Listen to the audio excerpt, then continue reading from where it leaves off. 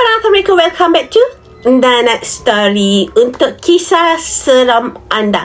Thank you guys for the like, subscribe. Nak harap korang semua dalam keadaan baik, and semoga urusan korang semua dipermudahkan dan diperluaskan lagi rezeki korang seperti air zam-zam yang ngalir. Ya, siapa yang tengah drive, yang tengah dah nak tidur, ataupun tiba-tiba terjumpa nak punya cerita ni, korang boleh watch my video sampai habis. And kalau korang suka, korang boleh like, comment and subscribe. So korang, untuk cerita seterusnya ni, Nat ambil daripada duit coin. So Nat buat version Nat lah. And then this story sangat-sangat, Nat tak pernah pun expect this story too much. Sebab apa? Cerita ni berkenaan dengan doktor pelatih yang masuk ke alam lain. Di hospital, tapi di alam lain. Kita tengok hospital kita cantik. Bila kita masuk ke alam tu, kenapa tiba-tiba jadi usang pula? Korang mesti tertanya kan, apa yang nak cuba nak sampaikan? Jom kita dengar cerita kita. Jom kita ceritakan.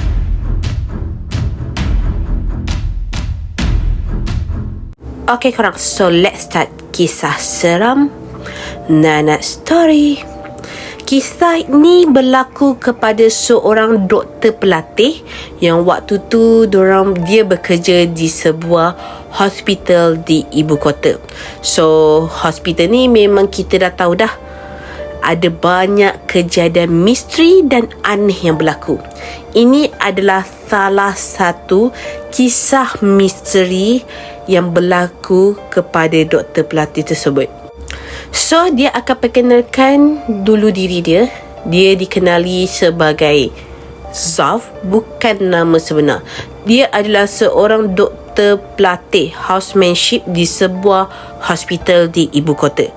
Jadi cerita seram ni berlaku di hospital tempat dia bekerja, yang sebaiknya dia rahsiakanlah. Ia bermula pada hari Isnin yang biasa, di mana aku memulakan rutin kerja seperti biasa pada siang hari. Pada waktu itu, aku ditempatkan di ward obstetric, di mana pesakitnya adalah semua ibu yang lagi sarat mengandung atau yang lagi menunggu waktu bersalin. Hari berlalu dengan cepat. Mungkin kerana dek kesibukanlah, aku merawat dan melayan kerana pesakit. Tanpa aku sedari, waktu sudah hampir masuk pukul 5 petang. Sesudah selesai je aku mengerjakan beberapa report dan konsulen, aku bersiap untuk pulang. Tanpa aku sedari, ada yang memegang bahu aku dari belakang. Dan aku terus toleh. Kau rupanya Ejal, asal. Ejal ni adalah kawan aku yang juga seorang doktor pelatih kat situ. Zaf, tolong aku boleh tak? Supposedly aku on call malam ni. Kau gantikan aku malam ni boleh? Aku ada emergency lah. My mum sakit, masuk hospital dekat Ampang. So Ejal waktu tu dia dengan muka gelisah lah. Okey lah, aku okay je nak gantikan kau. Kau pergilah, gerak sekarang before jam. Walaupun waktu tu aku memang dah berat dah hati aku untuk on call waktu tu, tapi sebab aku kesian dan mengenangkan Ejal ni lah yang sudah banyak bantu dan backup aku, jadi aku terimalah dengan hati yang terbuka. Tesmal, I owe you one. So sekejap mata je Ejal hilang dari pergerakan. So disebabkan aku harus on call malam ni, aku batalkanlah niat aku yang nak pulang. Baru nak landing balik atas katil, melepaslah nak rehat. So aku bercakap sendirian lah. Aku lanjutkan kerja aku seperti biasa. Tiba-tiba aku disapa lagi. Doktor, tak solat maghrib ke? Dah pukul 8 dah ni. Aku pun melihat ke arah suara tadi. So rupanya Kak Noh, dia seorang nurse di ward tersebut. Dah pukul 8 dah Kak. Ya Allah, tak sedar pula saya. Okey Kak, saya solat dulu. Lepas tu nak mandi pula. Kalau ada apa-apa, call saya tau. Nanti jadi apa-apa kat patient, matilah saya nak menjawab dekat Dr. Sukri esok. Aku pun bangun dan berangkat ke bilik doktor. Ketika aku berjalan ke bilik doktor, aku macam berhayal tau. Ya Allah, tolonglah amankan on call malam ni. Janganlah ada apa-apa complicated case or apa-apa yang tak inginkan terjadi pada pesakit aku. Doa aku dalam hati lah. Aku sebenarnya bukan apa tau. Aku cuma takut kalau aku kena marah dengan Dr. Syukri yang seorang specialist ONG di hospital tu. Kalau Dr. Syukri dah marah, bukan aku je yang takut. Hantu atau setan pun boleh jadi berak terkucil ketika marah dengan beliau. Sampainya aku dekat bilik doktor, tanpa buang masa, aku terus ambil wuduk dan solat maghrib. Sebelum aku solat, aku dah siap silentkan handphone supaya tak ganggu kekusyukan aku nak solat nanti. So memang tak dengar lah kalau ada incoming call atau mesej. So selesai je solat, aku terus capai handphone aku. Aku tengok ada 3 miss call daripada Kak Noh, nurse White tadi tu lah. Ya Allah, hati aku dah rasa aneh dah. Mungkin ada apa-apa ke kan? Lebih baik aku balik White. Aku berjalan nak menuju ke White. Sesampainya aku dekat depan pintu White, aku terkejut. White gelap. Tak ada sedikit pun bunyi ataupun suara seingat aku. Ini waktu melawat. Takkan White gelap dan sunyi macam ni kan? So tanpa aku fikir panjang, aku menolak pintu lalu aku masuk ke dalam dan aku terkejut sebab White yang aku masuk tu memang lain daripada sebelum ni. So dalam fikiran aku kan, ni White yang lain ni, bukan White yang sama. Tapi tak mungkin aku salah sebab dalam White kosong tak ada satu seorang pun pesakit ataupun nurse, dan gelap satu pun tak menyala. Aku perhatikan betul-betul sebab aku lihat seperti White ni dah usang dan dah lama ditinggalkan. Katil tak ada tilam, dan yang paling pelik, ada bau busuk yang amat sangat mencucuk hidung aku. Aku pun ambil keputusan untuk keluar. Kemungkinan aku dah salah tempat dah ni. Aku pun gerak ke pintu keluar. Tapi sampai je aku dekat pintu, aku terdengar bunyi satu tangisan. Ya Allah, perasaan aku dah berderau. Macam nak tercabut dah jantung aku. Ya Allah, siapa pula yang nangis ni? Aku cakap. Walaupun sebenarnya aku takut, tapi aku cuba nak beranikan diri. Mungkin tangisan ni dari pesakit yang ada dalam ward ni. Manalah tahu ward ni blackout ke apa kan? Kesian kalau ditinggalkan sendirian. Pesakit dalam gelap. Ya Allah. Aku melangkah ke arah katil dan satu persatu aku lihat semua kosong. Aku tak putus asa. Aku jalan ke arah katil yang paling hujung sekali. Dari jauh, ada seorang pesakit wanita sedang berbaring dan sedang menangis teresak-esak. Aku mendekatinya tahu. Aku lihat dia tutup mukanya dengan tangan dan masih menangis. Aku tengok ada kain yang dipakai dengan wanita tersebut yang kelihatan seperti basah.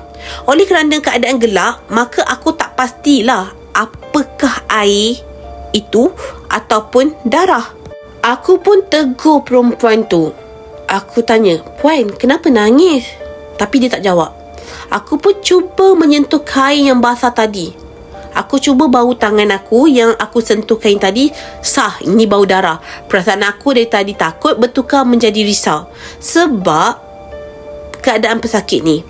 Mungkin pesakit aku bleeding, so aku harus buat something. Aku tertanya lagi tau, "Puan, kenapa nangis ni dalam gelap ni?" Aku macam tinggikan nada aku sedikit lah. Aku harap dijawab. Tapi wanita tersebut mula membuka telapak tangannya yang menutupi mukanya. Aku lihat muka dia pucat, matanya merah menyala dan mukanya sangat menakutkan seperti nenek tua sudah berumur 100 tahun. Aku terus kaku dan tak terkata. Fikiran aku dah celaru dah. Jantung aku berdegup laju seperti enjin Ferrari, bai. Peluh menitislah dan rasa sejuk menyelubungi diri aku. Tiba-tiba korang, wanita tersebut bersuara, "Anak aku, Mi. Anak aku, Mi. Anak aku mati." Hahaha. Mengilailah. Wanita tersebut seperti suara dia sangat kasar, macam suara Mustafa, ayah kepada Simba tu. Tanpa berfikir, aku mengorak 1000 langkah aku dan berlari ke arah pintu keluar. Sampai je pintu keluar aku cuba nak buka pintu, tapi aku tak berjaya sebab pintu tersebut terkunci. Ketawa wanita tadi tu masih sangat aku jelas didengari oleh aku. Aku masih berusaha untuk membuka pintu yang ketat, bagaikan digam dengan gam gajah. Tiba-tiba bunyi ketawa wanita tersebut berhenti dan kembali sunyi. Aku jadi sedikit berani dan toleh ke belakang tau. Dari jauh dah aku melihat ada sesuatu berwarna putih seperti sedang berbaring di atas lantai. Tapi dia bergerak menuju ke arah aku. Aku hanya kaku di sana dan mulut aku memang dah mula membaca ayat suci Al-Quran yang aku ingat. Aku toleh lagi kat belakang. Dengan jelas kelihatan wanita tadi sedang merangkak seperti hantu Ju-on dengan rambutnya yang mengerbang tu. Kepala aku rasa ringan, kaki aku dah tak kuat dah nak untuk berdiri. Lalu aku rebah pengsan. Setelah aku sedar je dari pengsan, orang pertama yang aku lihat adalah Kak Noh dan beberapa orang Pak Guard hospital. Kepala aku memang sakit sangat lah, berdenyut-denyut, dan badan aku sakit seperti baru selesai maraton. Aku lihat sekeliling. Kini baru aku sedar yang aku di bilik doktor. Aku tanya Kak Noh, apa yang terjadi sebenarnya? Menurut Kak Noh, dia telefon aku beberapa kali sebab ada pesakit yang mahu bersalin, tapi tak diangkat. So Kak Noh terus ke bilik doktor untuk panggil aku. Dia ketuk pintu bilik tapi tak ada orang yang membuka. Sebab nak cepat punya pasal, Kak Noh membuka pintu di dalam bilik tersebut dan Kak Noh menjumpai aku sedang duduk bersila sambil menutup mata seperti orang yang sedang bertapa. Kak Noh terus panggil nama aku tapi aku tak menyaut. So dia heran dengan sikap aneh aku tu. Kak Noh pun dekati aku dan menepuk bahu aku. Dan tiba-tiba aku ketawa dan meracau seperti orang kerasukan. Kak Noh pun apa lagi terus cabut lari. Kak Noh pun panggil lah Pak Guard hospital untuk bantu aku. Untung salah seorang daripada Pak Guard yang bernama Pak Man memang pandai menangani masalah kerasukan ni. So mereka terus ke bilik tadi dan pegang aku, dan Pak Man pun membaca ayat-ayat ruqyah. Tak lama kemudian aku mulai sedar. Alhamdulillah, tak ada apa-apa serius yang berlaku. Sekarang aku dah berpindah ke departmen dan peristiwa tu masih dalam ingatan dan tidak akan aku lupakan. So korang, kalaulah Zaf tak sedar daripada kerasukan tu, apa yang terjadi What's next? Apa akan terjadi kalau dia tak pengsan pada waktu tu? And Pak Man tak muncul pada waktu yang tepat, and Kak Noh pun tak muncul pada waktu yang tepat. Mesti ada kisah-kisah dia yang lain. Korang macam mana? Ju-on tak Ju-on? Kalau benda tu berlaku kat korang, what you expect? Apa yang korang first thing akan buat? Kalau Nat mungkin akan menangis.